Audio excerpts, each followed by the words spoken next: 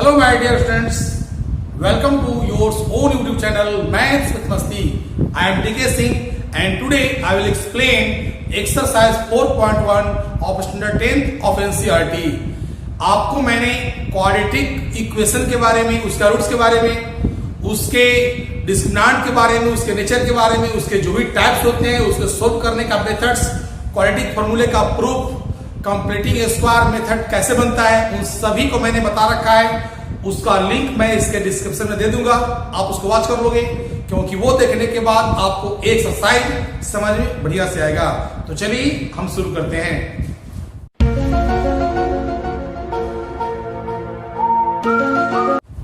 आपका दिया हुआ है एक्सरसाइज 4.1 में कि check whether the following are quadratic equation. इसमें चेक करना है कि आपका दिया हुआ जो इक्वेशन है वह क्वाड्रेटिक इक्वेशन है या नहीं।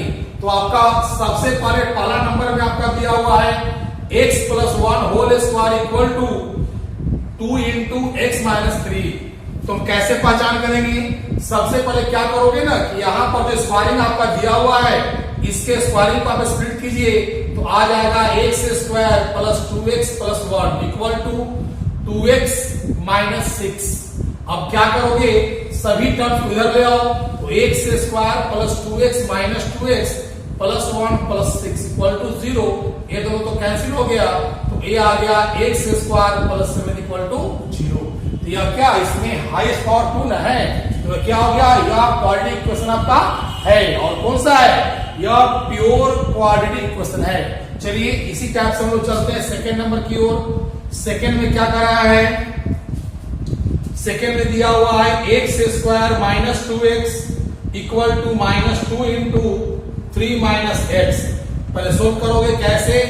x² - 2x -6 + 2x। आप सबको इधर ले आओ तो x² - 2x -2x + 6 equal to 0। ये हो गया आपके पास x² - 4x + 6 इक्वल टू 0। आपने क्या देखा? ये भी क्वाड्रेटिक इक्वेशन है, क्योंकि उसका मैंने जो स्टैंडर्ड फॉर्म बताया था वो क्या बताया था? x² + bx + equal to 0। तो उसी का ना पैटर्न है, यह क्वाड्रेटिक इक्वेशन है। और कौन सा है? मिक्स्ड क्वाड्रेटिक इक्वेशन है। ठीक है ना? इसी तरह से लोग चलेंगे क्वेश्चन नंबर थर्ड में। तो थर्ड में क्या कहता है आपके पास? थर्ड में दिया हुआ है x - 2 × x + 1 equal to x - 1 × x + 3। आप क्या करो ना कि सबसे पहले दोनों को मल्टीप्लाई करो। मल्टीप्लाई करोगे तो ये आ जाएगा x² - x - 2 आ जाएगा। इसे मल्टीप्लाई करेंगे तो x² + 2x - 3 आ जाएगा। ठीक है ना? अब सबको इधर ले आओ। देखो ये दोनों तरफ में तो कट सकता है आपका। ये आ गया -x - 2x -2 + 3 इक्वल टू 0। ये आ गया -3x अब +1 इक्वल टू 0। आपने क्या देखा? इसमें हाईएस्ट पावर आपका क्या है? 1 है ना? यह क्वाड्रेटिक इक्वेशन नहीं है। कौन सा इक्वेशन है? यह लीनियर इक्वेशन आपका है, क्योंकि पावर यहाँ पर 1 है। इसी तरह से चलिए आपका क्वेश्चन नंबर आपका 4 दिया हुआ है। 4 में क्या दिया हुआ है? x - 3 × 2x + 1 equal to x × x + 5 दिया हुआ है। ठीक है ना? तो सोल्व करेंगे इसको हम लोग। कैसे हो जाएगा वाला? मल्टीप्लाई करेंगे तो 2x × x 2x स्क्वायर चलाएगा आपका। ये आपका कितना हो गया? -6x आ गया। ये आ गया +x - 3 equal to x² + 5x। यानी ये हो जाएगा आपका 2x² - 5x - 3 -x² - 5x equal to अब हो जाएगा x² - 10x - 3 इक्वल टू 0 हो गया। ये क्या आपका है? ये आपका क्वाड्रेटिक इक्वेशन आपका है। तो मैंने क्या देखा? और क्वेश्चन में एक क्वाड्रेटिक है, एक क्वाड्रेटिक है, एक क्वाड्रेटिक नहीं है, एक क्वाड्रेटिक आपका है। तो इसी तरह से वो आगे को चलेंगे।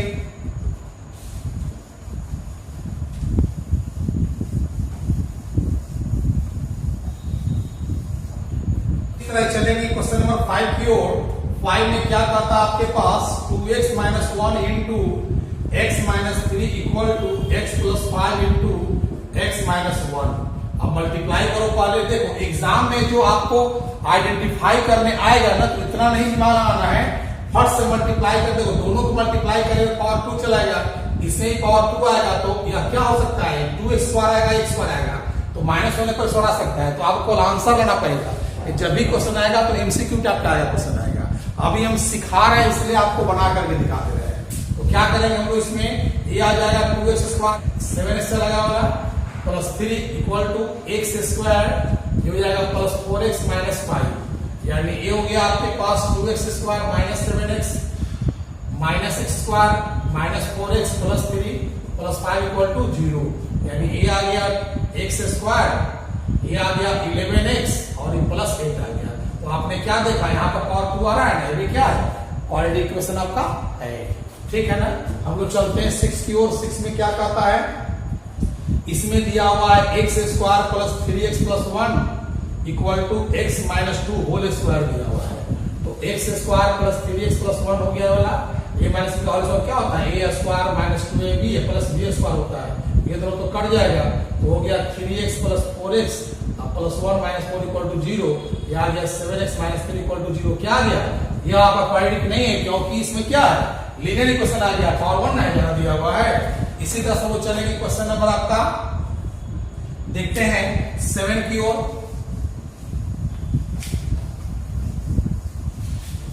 क्वेश्चन नंबर 7 में क्या कहता है, 7 में दिया हुआ है x plus 2 whole cube equal to 2x into x² minus 1।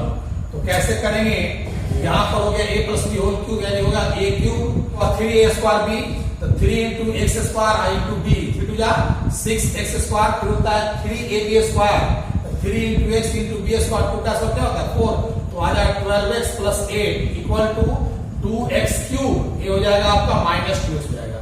सबको इधर ले आओ, तो x cube minus 2x cube plus 6x² plus 12x plus 2x अब प्लस 8 इक्वल टू 0, यानी ये हो गया minus x cube plus 6x² plus 14x अब प्लस 8 इक्वल टू 0। आपने क्या देखा, इसमें सबसे बड़ा पावर कितना है, 3 है, तो इसलिए अभी क्या है आपका क्यूबिक आपका नहीं है।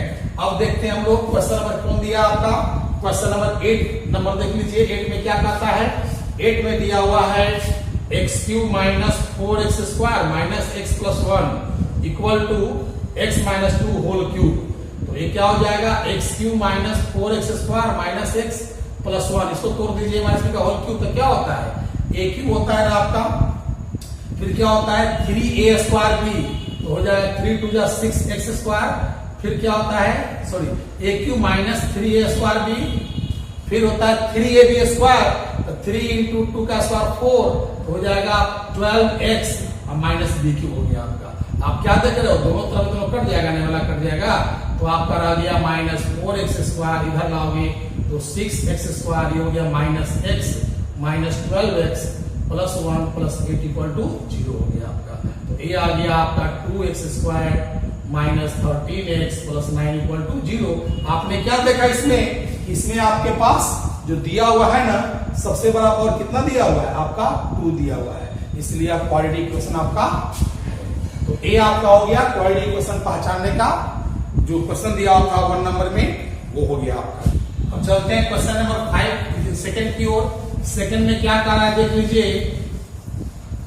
सेकंड क्वेश्चन में करा है ना कि represent the following situations in the form of quadratic equations.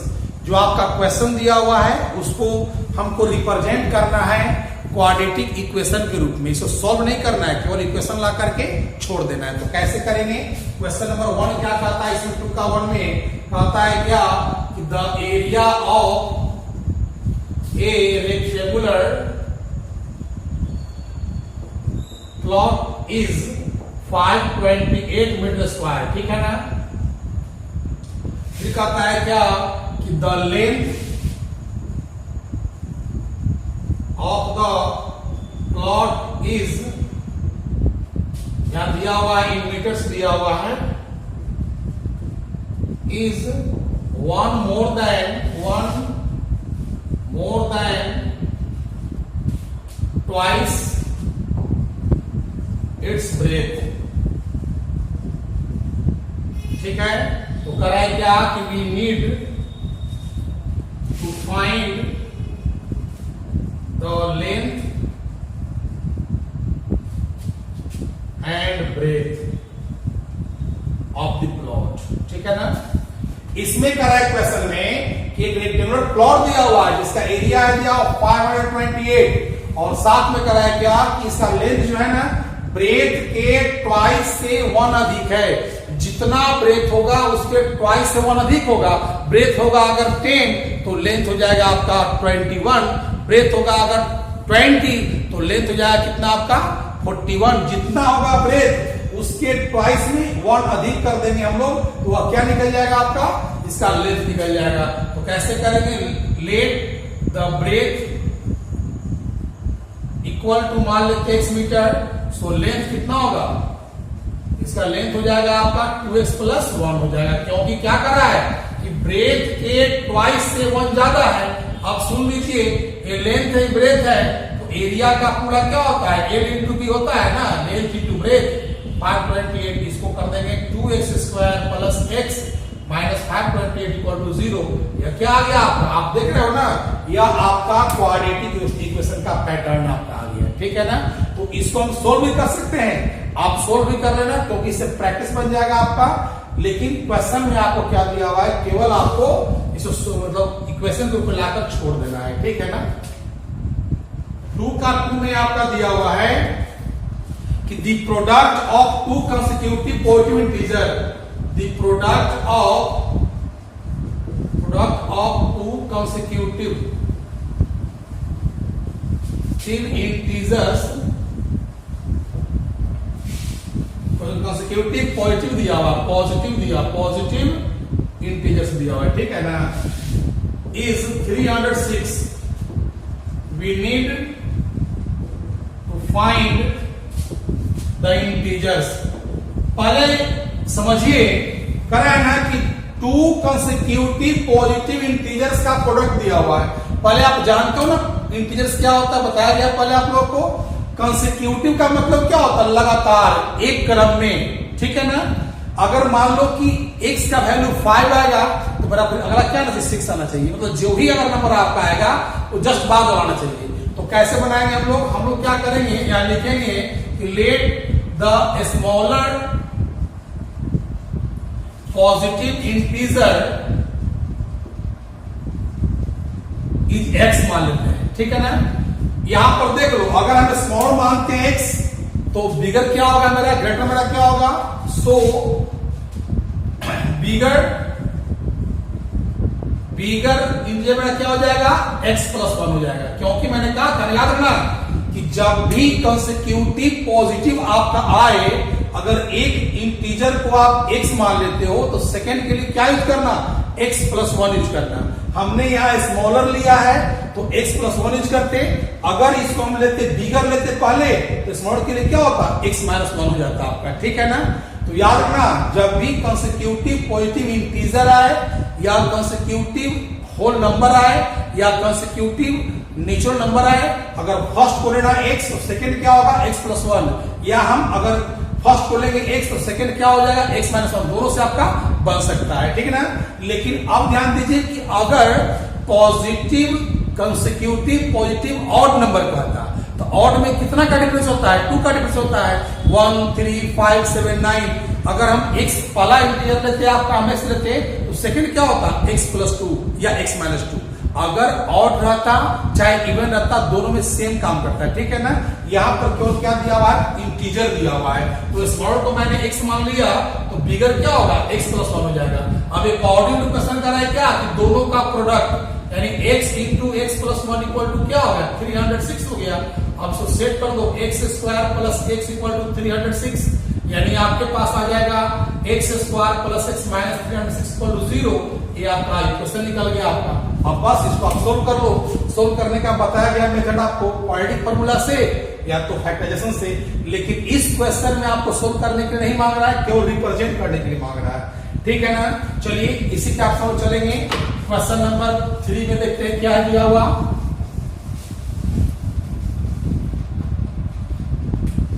3 में क्या कर रहा है, 3 में दिया हुआ क्या कि Rohan's mother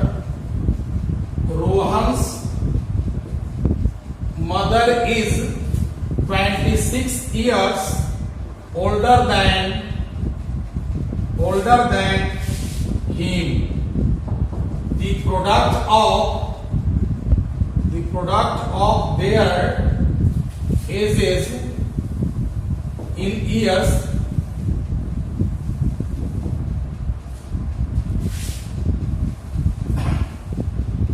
years from now will be 360. We would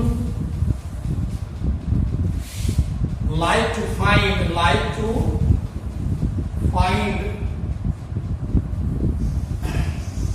Rohan's present age.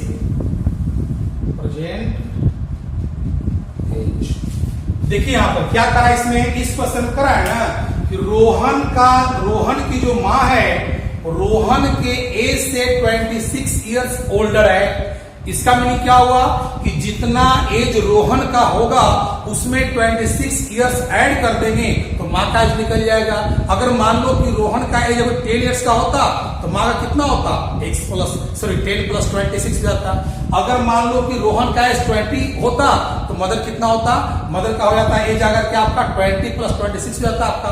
उसी तरह से रोहन का एज अगर मान लेते हैं आपका, हम x मान लेते हैं तो मदर का एज कितना हो जाएगा आपका x प्लस 26। तो कैसे लिखेंगे कि let the present age of Rohan, क्या मान लिया, x इयर्स मान लिया। So present age of mother का एज कितना हो जाएगा, x प्लस 26 हो जाएगा। लेकिन क्वेश्चन क्या करा है, क्वेश्चन करा है ना कि आज से 3 इयर्स के बाद, 3 साल के बाद उन दोनों के एज का प्रोडक्ट कितना होगा, 360 जाएगा। तो अगर किसी का एज अभी आप जानते हो और 3 इयर्स बाद का निकालना होगा तो क्या करेंगे, उसमें प्लस कर देंगे। अगर किसी का एज अभी 20 इयर्स है और कोई पूछे कि what is your age after 3 years, आपका एज कितना होगा 3 इयर्स के बाद, तो क्या करेंगे हम लोग, 20 प्लस 3 जाएगा। तो याद रखना कि अगर बाद का निकालना होगा तो प्लस कर देंगे, अगर पहले का निकालना होगा तो माइनस कर देंगे। तो अभी अगर रोहन का एज आपका x इयर्स है तो 3 इयर्स के बाद कितना हो जाएगा बताइए, x प्लस 3 हो जाएगा ना उसका। और अगर उसकी मां का एज अभी x प्लस 26 है तो 3 इयर्स के बाद क्या होगा, 3 इसमें और ऐड कर देंगे तो क्या होगा, x प्लस 26 प्लस 3। और दोनों का प्रोडक्ट कितना दिया हुआ आपके पास, 360 दिया हुआ आपके पास दिया हुआ है। बस इसको कर देंगे सॉल्व, निकल जाएगा।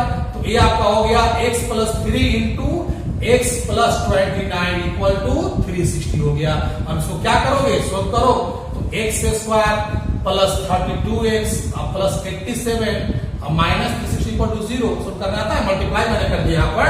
अब क्या हो गया, x स्क्वायर प्लस 32x और ये आ जाएगा आपके पास 10 में से हो जाएगा 3 और 9 में से 8 जाएगा आपका, सॉरी 15 से 7 और 2 आ जाएगा आपका। हो रहा है क्लियर ना। तो ये आ गया आपका, ये आ गया आपका इक्वेशन आ गया, ठीक है ना। आपसे कोई इक्वेशन मांग रहा था, आपसे छोड़ दोगे, आपका आंसर क्या होगा, ये हो जाएगा। आप इसको चाहो तो हल कर लोगे, सोल्व कर सकते हो। सोल्व करने के बाद प्रैक्टिस हो जाएगा आपका। बस चलिए एक और बचा हुआ है लास्ट में, वो लास्ट में देख लेते हैं।